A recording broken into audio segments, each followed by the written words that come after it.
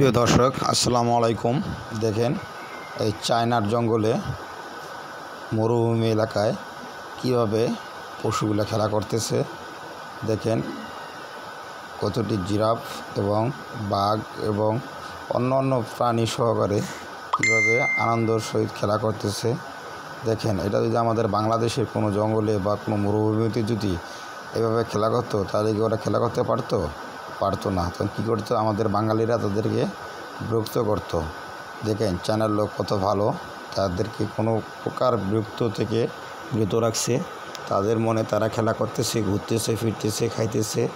দেখেন কত সুন্দর ভালো একটা পরিবেশে ওরা খেলা করতেছে।